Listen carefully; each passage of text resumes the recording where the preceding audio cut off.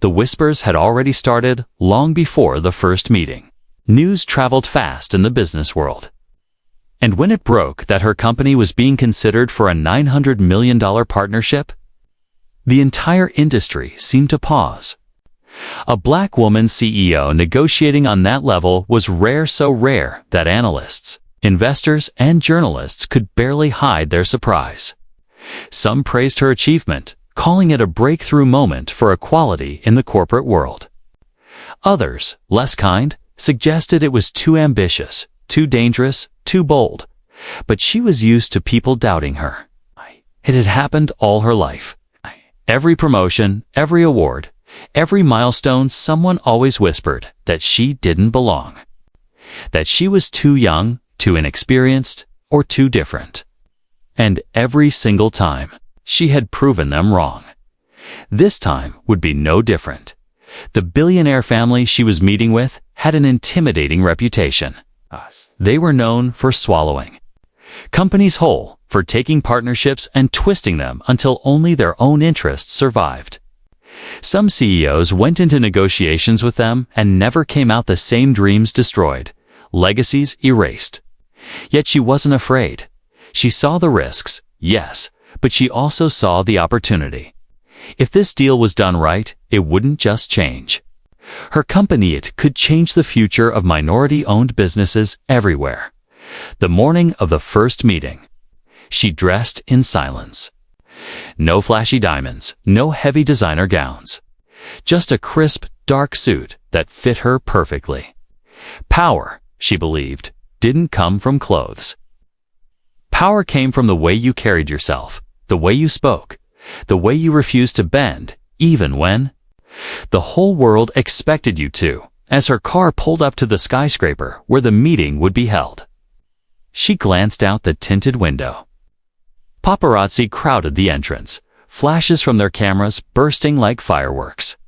Reporters shouted questions. She couldn't hear through the glass. Some asked about the deal, others about her personal life. A few even questioned if she was ready for something this big. She didn't flinch. Let them talk. The louder they doubted, the sweeter it would feel to succeed. Inside the boardroom, everything gleamed. Polished glass walls stretched high, reflecting the city skyline. The table was long, sleek, built for giants of industry. Assistants moved briskly, carrying tablets, water, and files. At the far end of the room, the billionaire family waited. They were already seated, as though to remind her that this was their territory. She entered with calm steps. Her chin lifted just enough to show confidence, but not arrogance. The family looked up. Their smiles were polite, but their eyes told the truth. They didn't see her as an equal. They saw her as someone who had gotten too far, someone they could bend to their will. They began with small talk, offering her compliments that felt more like backhanded remarks. They praised her ambition, but the tone suggested surprise, as if ambition was unexpected from someone like her. They mentioned her company's growth, but added comments about luck and timing, as though her hard work had nothing to do with it. She didn't rise to their bait. Instead, she smiled, nodded politely, and let them talk. She had not come to argue. She had come to win. Finally, the conversation turned to the deal. Numbers were thrown on the table, big numbers that would make anyone's head spin. Projections, percentages, long-term strategies. The family's team spoke quickly, confidently, expecting her to nod along. But she didn't nod. She listened. She wrote notes. And when they paused, she raised her eyes and spoke clearly. Her voice was steady, measured, and firm. She laid out her company's figures in detail. Growth rates, market dominance, future potential. She showed them charts, graphs, and strategies that had been studied and refined for weeks. Every question they threw at her, she answered with ease. Every attempt to corner her with jargon, she broke down with simple, undeniable logic. By the time she finished speaking, the room had changed. The assistants stopped typing. The family, once so confident, exchanged small glances. They had expected her to stumble, to be intimidated, to fold under pressure. Instead, she had turned their own game against them. For a brief moment, silence filled the boardroom. Then one of the family members laughed softly, a laugh that wasn't amusement but surprise. "Impressive," he said, though his tone made it sound like a challenge. She smiled faintly. "I didn't come here to impress you," she said calmly. "I came here to do business." Her words hung in the air, strong and sharp. The meeting continued, but the energy was different now. They still tried to push, still tried to use their usual tactics. Yet she remained steady, unshaken. She had prepared for every possibility, every loophole, every trick. By the time the meeting ended, both sides had given enough to call it progress. The press outside would soon be celebrating, already preparing headlines about a historic $900 million deal. To the world, it looked like a partnership on the edge of success. But she knew better. She could feel it in the way they smiled at her, in the way they shook her hand. Their respect was not real. Their interest was not in equality. To them, she was still a pawn, one they thought they could control once the papers were signed. As she left the building, the cameras flashed again, the reporters shouted again. She kept walking, her face calm, unreadable. But inside, she was already thinking the deal was valuable. Yes, but so was her dignity. So was her company's soul. She had fought too hard to build everything she had. No amount of money, not even $900 million, was worth handing it over to people who saw her as less than what she truly was. And though no one knew it yet, she was already considering a decision that would shake the business world to its core. The news of the possible deal spread like fire in the business world. A black woman CEO who had already built a name for herself through hard work and fearless leadership was now sitting at the table of one of the richest white families in the country. The number attached to the deal was huge, $900 million. It was the kind of number that made headlines. It's the kind of number that could change the future of her company forever. For years, she had grown her business from a small startup into a powerful empire. Investors admired her vision, and employees respected her for her honesty and dedication. But reaching the level of negotiating with a billionaire family was something entirely different. This was not just another business move. This was history in the making. Many in the industry whispered that this deal could open new doors for minority-led companies. Others, however, doubted if she could stand against the weight of such a powerful family. The billionaire family was known for their sharp tactics. They had swallowed smaller businesses before, turning partnerships into takeovers. To many, it was dangerous to even sit across the table from them. But she was not afraid. She prepared carefully, reading every contract line by line, learning every number, every weakness, and every strength. She walked into the first meeting not as someone desperate for approval, but as someone who knew her worth. The first meeting was held in a luxury boardroom, filled with glass walls, polished tables, and assistants moving quickly in the background. The family arrived with their usual confidence, dressed in expensive suits, their body language screaming power. They believed they were the ones in control, as always. But the room shifted the moment she walked in. She wore no flashy jewelry, no heavy designer labels, just a simple but elegant suit. Still, her presence commanded respect. She sat across from them, calm and collected. They offered polite smiles, but their eyes revealed a different story. To them, she was a newcomer, someone they believed they could handle easily. They saw the $900 million deal as their way of expanding their empire, not as an equal partnership. The conversation began with numbers, figures, and projections. She listened quietly, allowing them to present their terms. When it was her turn, she spoke clearly, every word sharp and confident. She didn't waste time trying to impress them. She showed them facts, growth charts, market dominance, and a vision for the future that even they couldn't deny. Her company was strong, and she made sure they understood that she was not coming to the table as a beggar, but as a leader. There was a moment of silence after she finished. For the first time, the family looked at her differently. They could see that she was not someone who would be easily pushed around. Still, they tried their usual tactics, interrupting her, questioning her numbers, throwing in complicated business terms meant to confuse or corner her. But each time, she responded with patience and knowledge. She knew her company inside out, and she made it clear that she was more than capable of leading a billion-dollar conversation. The family exchanged glances. They were used to controlling the room, but here they found themselves facing someone who wouldn't bend. Still, they continued with smiles, pretending everything was polite and professional. Behind those smiles, however, they were already planning ways to test her patience, ways to prove to the world that they held more power. For her, the deal was not only about money, it was about legacy. $900 million could expand her company globally, create jobs for thousands, and bring opportunities to communities that had long been ignored by giants like the family across the table.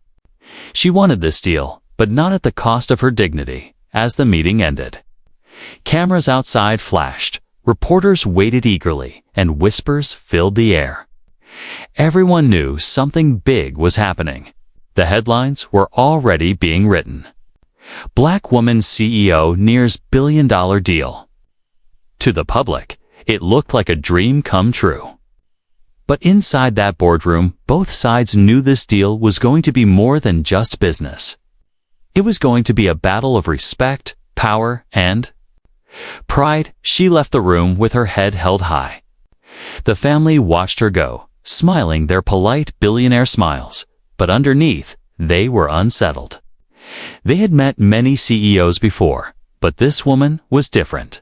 She was strong, unshaken, and ready for whatever came next. For her, the deal was not simply about signing papers. It was about proving that she could stand as an equal, that she could look into the eyes of power and not blink. The $900 million was on the table, but so was something far greater, her son, and the chance to show the world that no amount of wealth could silence her voice. The deal had become the talk of the entire business world. Every magazine cover, every financial news channel, every social media feed carried her face alongside the billionaire family's name. To the outside world, it looked like history in the making. A black woman CEO standing across from one of the wealthiest, most powerful white dynasties in America.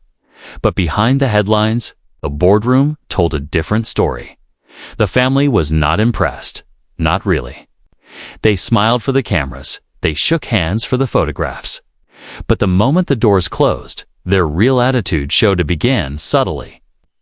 In meetings, they interrupted her when she spoke, cutting her sentences short with louder voices. They asked her the same questions again and again, as though testing if she really understood her own company's numbers. When she gave clear answers, they leaned back with smirks, pretending not to hear. She noticed it all, but she did not react. Instead, she grew quieter, letting them talk themselves into circles. And when they finally paused, expecting her to stumble, she answered with sharp clarity, proving she knew more about her company than they could ever hope to. Every time they tried to corner her, she pushed back with facts, evidence, and calm authority. It annoyed them.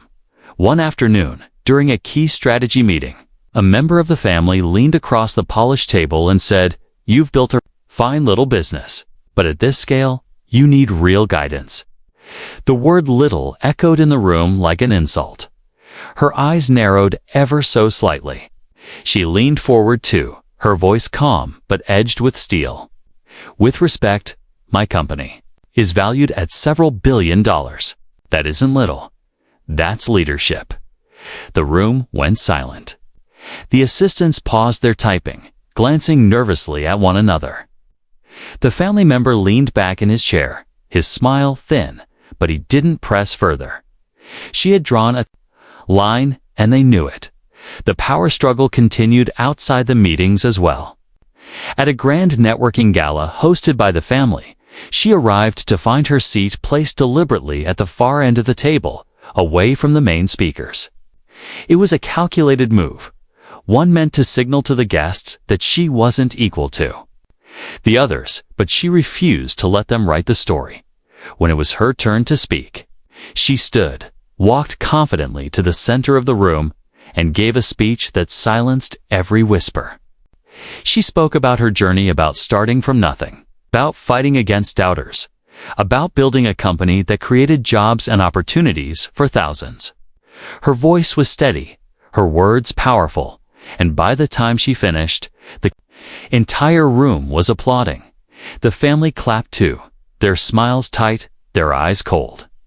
They had tried to shrink her presence. Instead, she had stolen the spotlight. Behind closed doors, the attacks became sharper. They questioned her leadership style, claiming she was too emotional in her decision-making. They accused her of being too attached to her employees, as if caring for the people who worked for her was a weakness. One even laughed and said, "Business isn't about feelings. It's about power. And in this family, power always wins."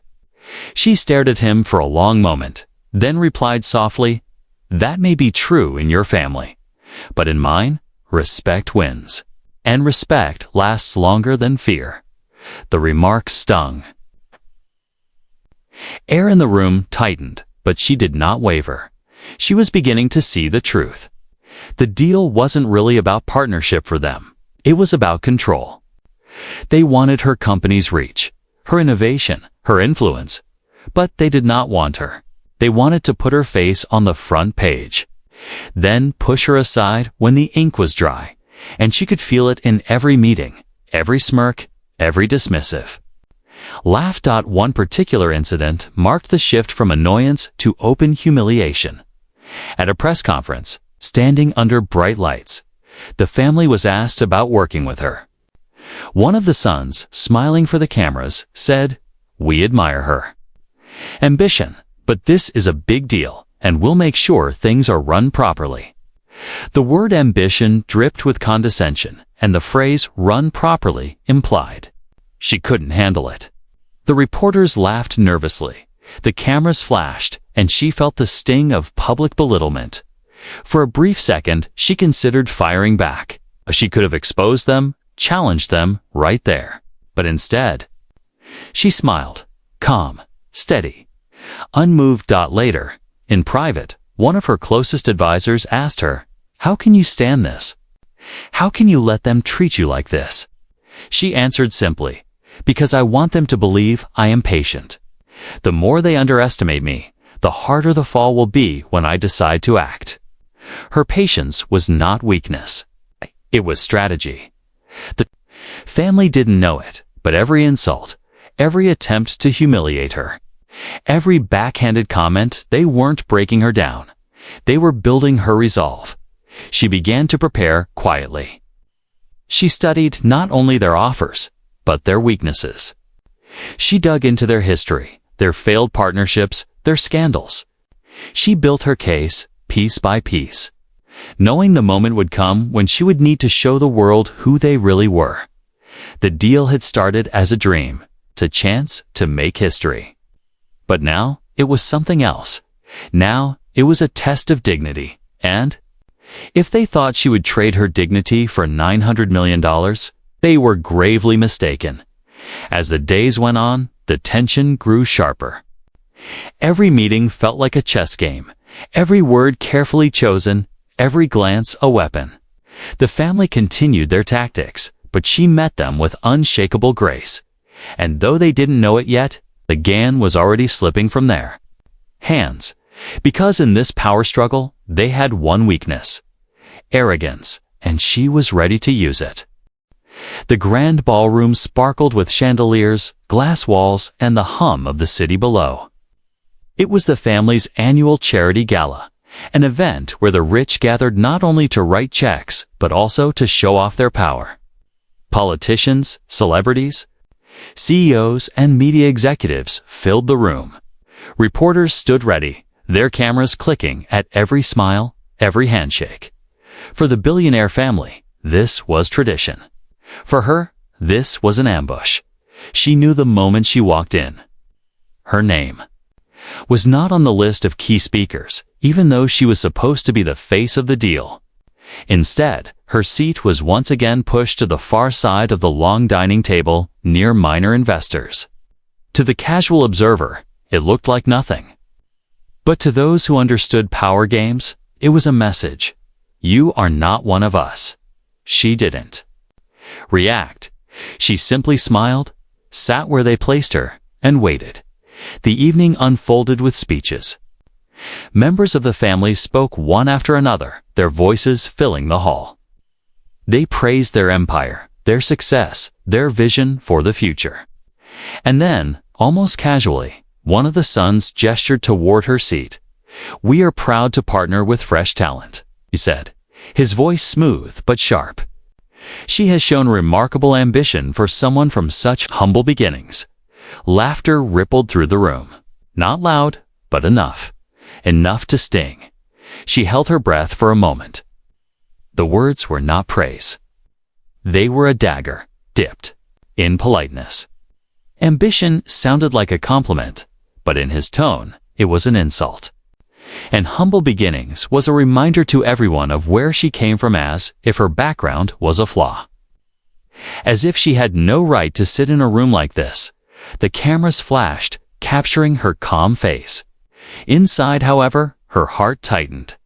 Then, it got worse. The patriarch himself, the head of the family, stood and took the microphone. His white hair gleamed under the lights, his tailored suit cut sharp. He was respected, feared, and admired. His words carried weight in every industry. He smiled as he looked at her. It's a kind of smile that wasn't warm but mocking. "This young woman here," he said, gesturing toward her, "is an example of how far determination can take you. With the right guidance, she may just build something truly lasting." The room chuckled. Reporters scribbled notes. Some guests nodded, unaware of the cruelty hidden in those words. With the right guidance, it was public belittlement, disguised as encouragement. He wasn't calling her a leader. He was calling her a child, someone who needed a powerful white family to hold her hand. Someone unfit to stand as their equal. Her jaw tightened. She kept her expression still, her eyes calm, though a storm was raging inside her. She had fought for years to prove her worth. And here, in front of the world, they were trying to strip it away in a single sentence. The speech went on. The patriarch praising his family's legacy, their unmatched wealth, their dominance in the business world. And every so often, he glanced at her with that same smile, as if daring her to break. But she did not break. When the speeches ended, applause filled the hall. Guests clapped, glasses clinked, cameras flashed. She joined in the clapping, her face composed, her movements graceful. No one in that room could tell what she was truly feeling. But inside, she was making a decision. Later that night, the humiliation continued in whispers. At the bar, two businessmen friends of the family laughed openly, saying she was lucky to be at the table at all. One of them joked that the family was doing her a favor. She heard them, though they didn't think she could. She didn't respond. She simply walked past, her head high, as if their words meant nothing. But every word was a weight pressing on her chest, back at her table. An older woman leaned toward her. She wasn't part of the family, just a guest.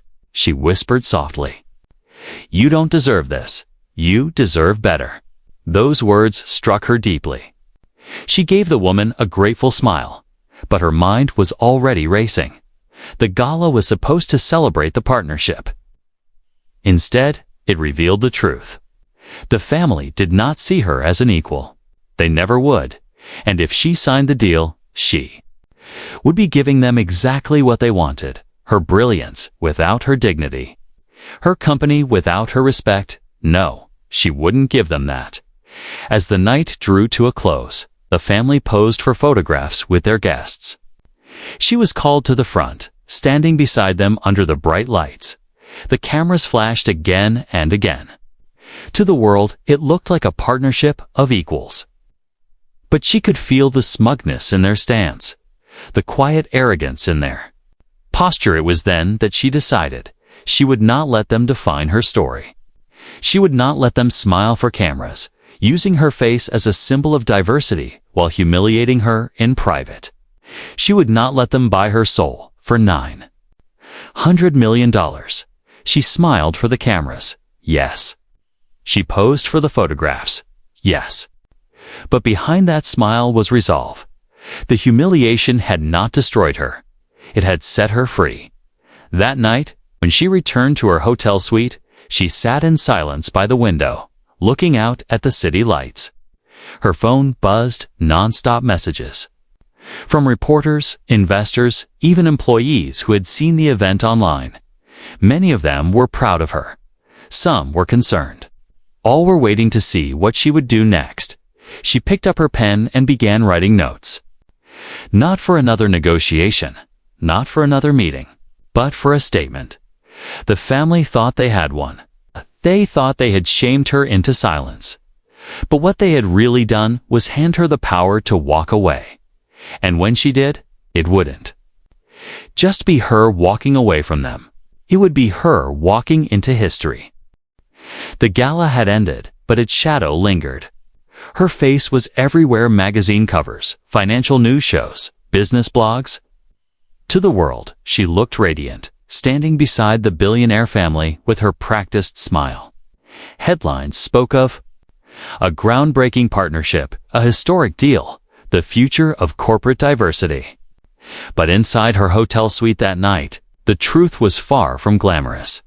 She sat by the window, city lights reflecting in her tired eyes, replaying every insult, every condescending smile, every patronizing remark from the family. Their words echoed like wounds with the right guidance. Humble beginnings, a fine little business. They thought she would bend. They thought $900 million would silence her. They thought respect could be bought like stock, shares. But they were wrong. The humiliation hadn't weakened her. It had sharpened her resolve. And as she stared at the skyline, she realized the truth. The deal didn't need them. They needed her. The next morning, she called her inner circle, her closest advisors, the people who had been with her since the beginning. They gathered in a quiet conference room, away from the noise of cameras and reporters. They looked at her anxiously. They had seen the gala, read the headlines, and felt the sting of the disrespect she endured. One of them, her CFO, finally spoke. "We can still make this work. $900 million. It's too big to walk away from." She shook her head slowly. Money is not everything. Respect matters more. Another advisor leaned forward. But think of what it could mean for the company expansion, global reach, stability for decades. Her eyes hardened, and at what cost? Do you want to work for people who see us as lesser? Do you want to be part of a deal where our dignity is the first thing sold? Silence filled the room. Her team understood. They were afraid, yes. But they also knew her well enough to recognize that once she made up her mind, nothing could sway her. Over the next few days, she worked in secret.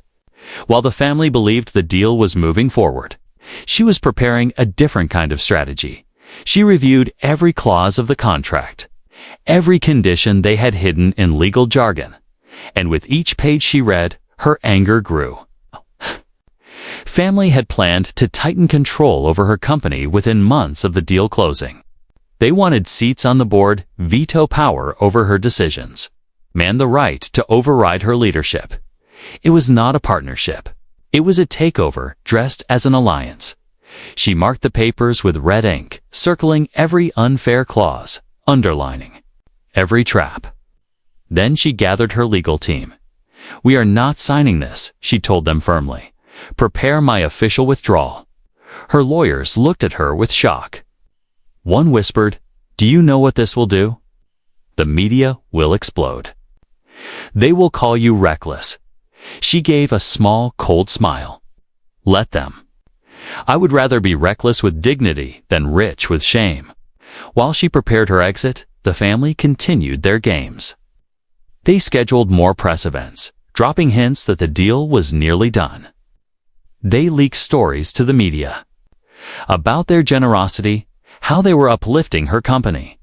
Each story was another insult, painting her as a lucky outsider being welcomed into their empire instead of the equal she was. But she let them talk.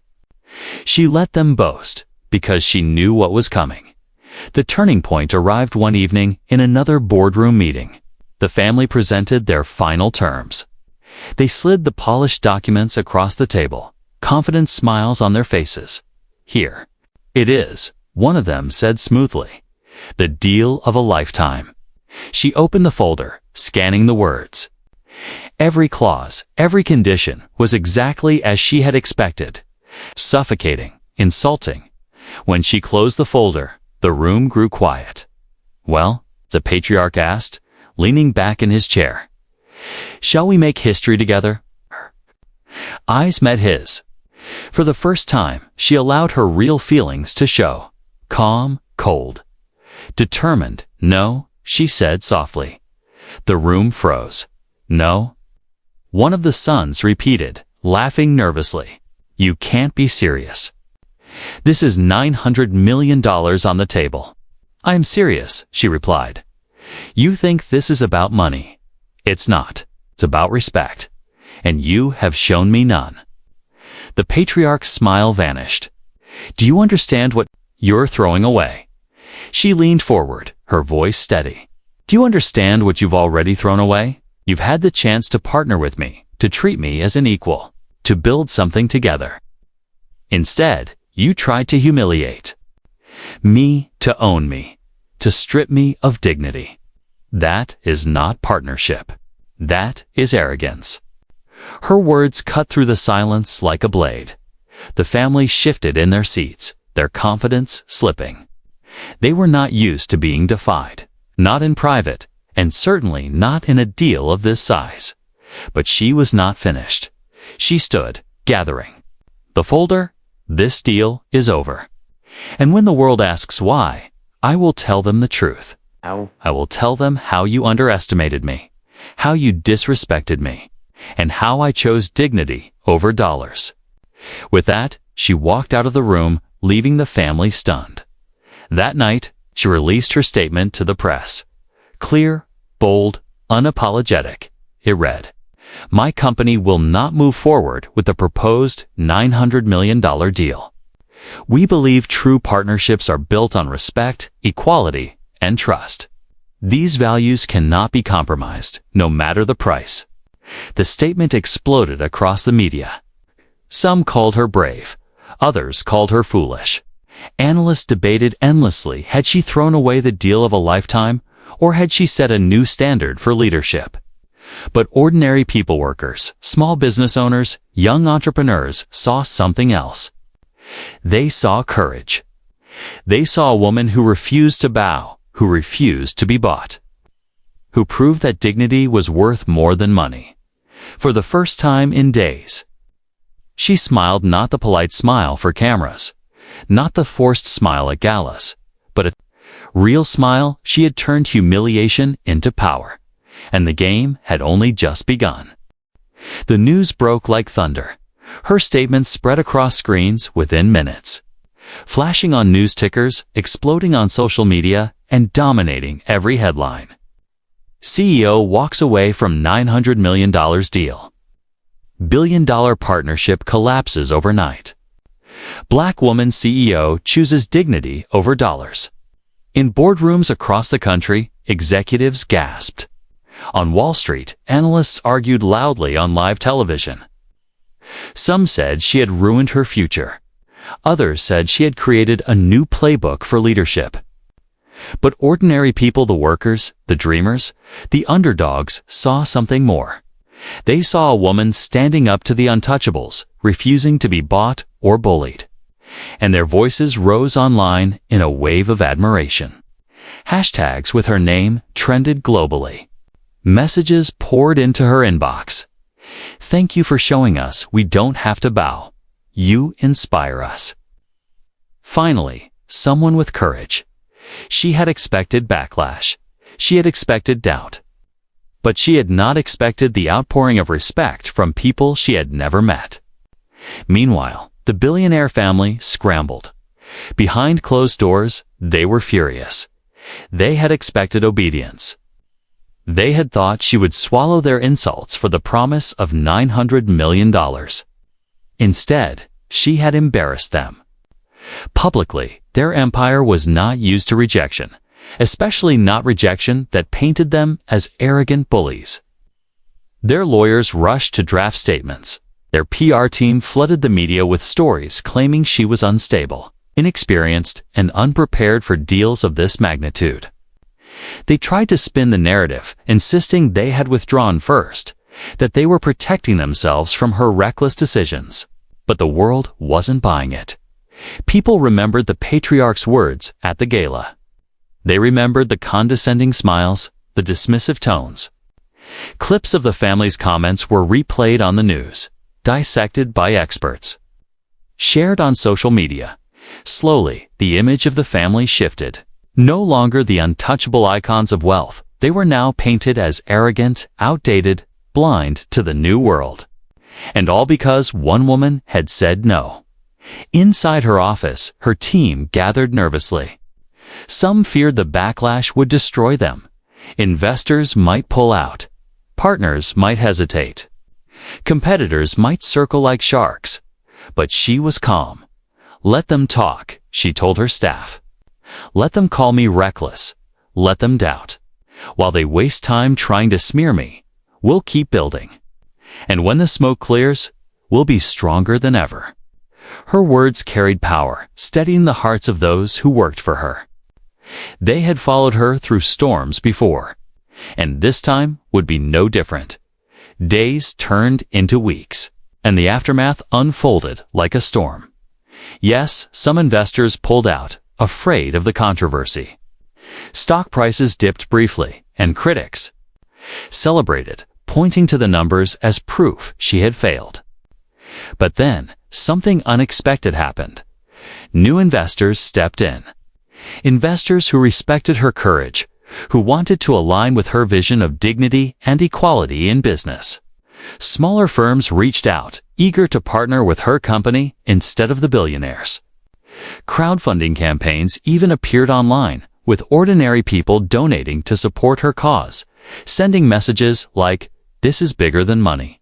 This is about respect." Her company, instead of collapsing, began to rise. Slowly at first, then steadily, like a ship pushing through heavy waves. The family, however, faced consequences they hadn't foreseen. Journalists dug into their history, uncovering old scandals they had buried with money. Former partners came forward, telling stories of how they had been humiliated or pushed aside. Employees leaked accounts of toxic practices, describing a culture of arrogance and exploitation. The more the family tried to fight back, the more the truth came out.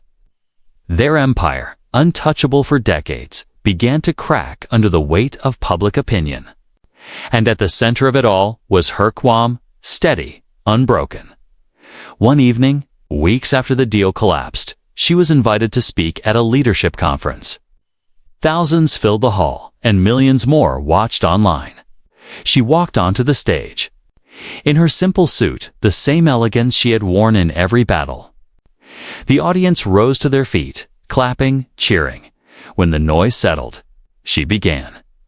"People ask me why I walked away from $900 million, she said softly. "They think it was about pride, or anger, or ego. But it wasn't. It was about something bigger. Respect, equality, dignity." Her voice grew stronger. "What good is money if you lose yourself to get it? What good is partnership if it's built on arrogance and disrespect?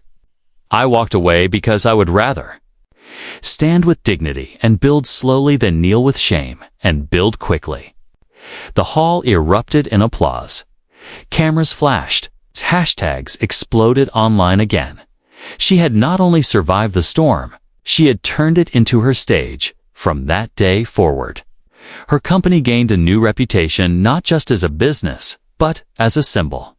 A symbol of courage in the face of power, of choosing values over greed, of proving that no one, no matter how rich, had the right to strip someone else of dignity. Opportunities flowed in. Governments reached out. International partners offered new contracts. Her story was taught in classrooms, written in articles, and studied as a case of leadership under fire. And through it all, she remained steady. The billionaire family had thought humiliation would break her.